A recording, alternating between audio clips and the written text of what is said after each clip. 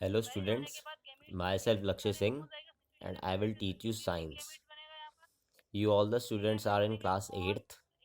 So अब ये आपकी न्यू बुक है and you can purchase it from the school. Tell your parents to contact sir before coming to buy it. खरीदने के लिए आप स्कूल से खरीद सकते हैं, अपने पेरेंट्स को बता दीजिएगा, एक बार सर से बात कर लें कॉल पे. So as you can see, this book contains 15 chapters total. और हमने इन्हें यूनिट्स में डिवाइड कर रखा है, जैसे यूनिट 1 3 चैप्टर्स की है, यूनिट 2 2 चैप्टर्स की, यूनिट 3 आपकी है ये 2 चैप्टर्स की. सो हम पहले चैप्टर से शुरू करते हैं. क्रॉप प्रोडक्शन नाम है इस चैप्टर का. So chapter 1 crop production.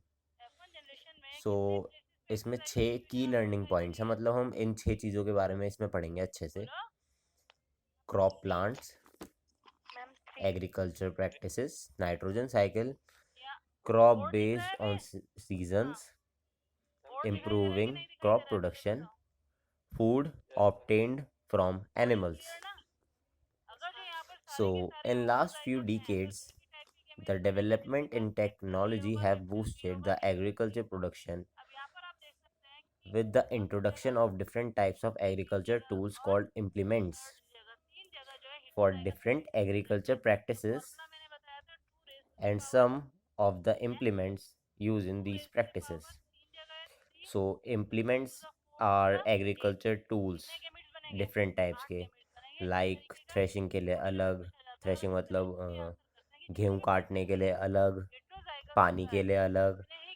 आपने देखे होंगे, नहीं देखे होंगे तो मैं दिखा देता हूँ शायद हो तो. और अब हम पढ़ते हैं crop plants. When the same type of plants are grown in a field, they are called crops. अब जैसे गेहूँ होता है, उसका सिर्फ एक पौधा नहीं लगाते, कभी पूरा खेत लगता है उसका, मतलब बहुत सारे प्लांट्स एक ही जगह, तो उस पूरी जगह को बोलते हैं crop. There are different type of crops classified in different type on the basis of their usage to humans. अब अलग अलग तरीके के क्रॉप्स होते हैं और वो ह्यूमन यूसेज के ऊपर डिपेंड करते हैं. जैसे हम दालें बहुत खाते हैं और चावल, गेहूँ, ये सब. It is meant to find a plant with all the useful parts. अब जैसे आपने शायद पहले पढ़ा हो कि पटैटो अंडरग्राउंड स्टेम होता है, मतलब पटैटो का ऊपर का हिस्सा नहीं खा सकते हम, ज़मीन के अंदर जो होता है वही पटैटो खाते हैं हम, ऊपर के घास फूस नहीं खा सकते. So there are plants that are grown for staple food such as wheat, sorghum, etc. अब मैंने जैसे आपको बताया, जैसे मैंने आपको बताया था कि it is meant to find a plant with all the useful parts. सारे पार्ट यूजफुल होने चाहिए ह्यूमंस के लिए. सो स्टेपल फूड जो होता है वीट और सोग्रम. स्टेपल फूड मीन्स जो हमारे गाय, बकरी, भैंस ये सब खाते हैं. They are plants that are grown in financial benefits, hence they are called cash crops. अब किसान पैसे भी तो कमाएगा ना, कैश क्रॉप्स टाइप. अब मतलब जैसे गेहूँ हो गए बहुत सारे, उन्हें किसान बेचता है, वो अच्छे दाम पर जाते हैं तो उसे पैसे मिलते हैं.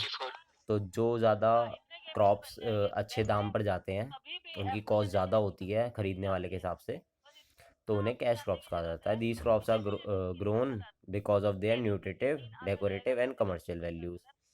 अब जैसे मैंने आपको बताया, न्यूट्रिटिव मतलब उनमें न्यूट्रिएंट्स बहुत ज़्यादा हैं, डेकोरेटिव मतलब डेकोरेट भी कर सकते हैं हम उससे, और कमर्शियल वैल्यूज़ मतलब वही खरीदना, कितना महंगा है कितना सस्ता. The branch of agriculture that deals with the study of such crops or plant is called horticulture. अब जो ब्रांच है एग्रीकल्चर की, जो इस स्टडी से डील करती है, मतलब अगर आप बड़े होकर पौधे के बारे में पढ़ना चाहोगे तो उसे हॉर्टिकल्चर कहते हैं, horticulture. It includes tea gardens, rubber plantation और ऑर्कार्ड्स. टी गार्डन्स हो गए, रबर प्लांटेशंस हो गए, ऑर्किड्स हो गए, etcetera. In horticulture, the farmer has his economic gains behind the plantation. It helps boost his economic status.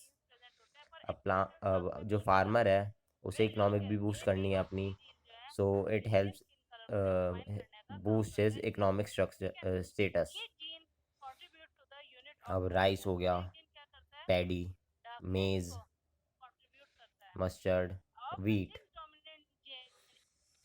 सो इसके बाद ये हैं प्लांट के types, different type of crops. ठीक है. सो सीरियल है. सीरियल कौन से सीरियल्स होते हैं?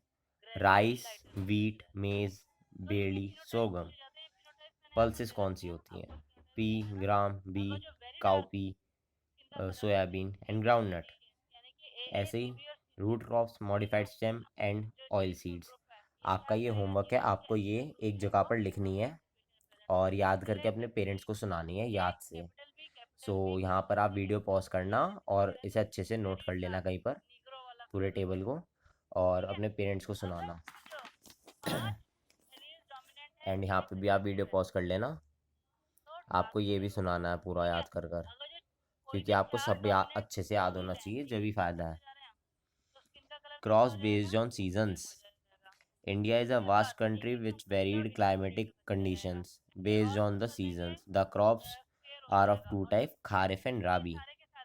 अब दो टाइप के क्रॉप्स होते हैं, kharif crops and rabi crops, जो क्लाइमेटिक कंडीशन पे बेस्ड होते हैं. मतलब जहाँ पे बारिश है वहाँ पे कोई और टाइप का क्रॉप, जहाँ पे ज़्यादा धूप है, रेगिस्तान, वहाँ पे कुछ और.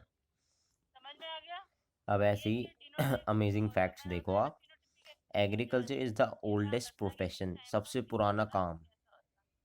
Rice and wheat have been grown since prehistoric times, मतलब राजा महाराजाओं के टाइम से ये उगाए जा रहे हैं.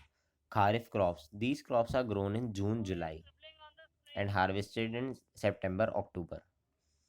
अब जैसे खारिफ क्रॉप्स हैं वो जून जुलाई में उगाए जाते हैं, और उसके 2 से 3 महीने बाद जब ये तैयार हो जाता है तो इन्हें काट दिया जाता है.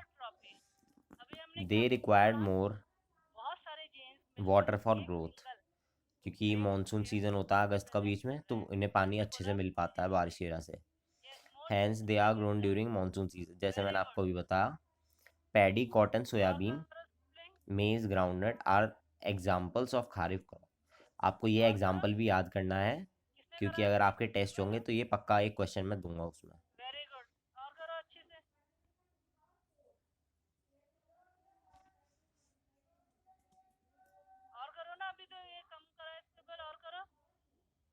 These crops are grown between October April.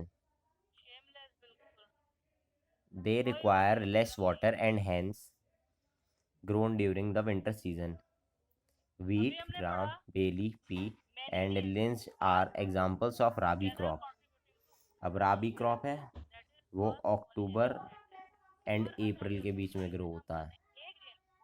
मतलब अक्टूबर में हम उसे उगाएंगे और अप्रैल तक वो तैयार हो जाएगा, क्योंकि सर्दियों में पानी की कमी, मतलब उन्हें कम पानी चाहिए होता है, ज़्यादा पानी से वो ख़राब हो सकते हैं. और ये आप देख सकते हैं बार्ले एंड पी. और फिर cultivation of crops involve several technique. ये एग्रीकल्चर प्रैक्टिसेस हैं. Cultivation of crop involves several techniques and activities that farmer has to undertake when crops are sown, harvested and stored. These activities are collectively termed as agriculture practices. Agriculture practices की अब ये steps हैं जो होते हैं. सबसे पहले हम सॉइल को प्रिपेयर करते हैं. Okay. First preparation of soil, फिर selection and sowing of seeds. पहले हमने सॉइल तैयार करी, ओके. फिर उसमें हमने सीड्स डाले, फिर हमने खाद डाली, खाद, फर्टिलाइजर्स एंड मैन्योर. फिर हमने पानी डाला, इरिगेशन करा, मतलब the process in which water is given to the plants is called irrigation. Protection from weeds and pest. अब जैसे पौधे हैं उनमें कीड़े लग सकते हैं, उससे वो खराब हो जाएंगे। आसपास अगर बेकार पौधे उग गए तो उनका पानी और सब कुछ मैन्योर वैन्योर खराब कर देंगे वो, इसलिए हमें इन सब से प्रोटेक्ट करना चाहिए उन्हें, वरना वो खराब हो जाएंगे और वो उगेंगे ही नहीं। Harvesting, threshing and winnowing. Harvest मतलब काटना, उन्हें झाड़ना और साफ करना। और फिर जब सब कुछ वो पूरे अच्छे से साफ हो जाएंगे तो हम उन्हें स्टोर कर देते हैं स्टोरेज में। ओके, सो आपको ये वाले पॉइंट्स भी अच्छे से याद करने हैं और इन्हें सीरीज में याद करना, क्योंकि सबसे पहले preparation of soil, selection and sowing of seeds, फिर मैन्योर और फर्टिलाइजर डाला, फिर पानी डाला, फिर आपने साफ सफाई की, प्रोटेक्ट करा उस पौधे को अपने साथ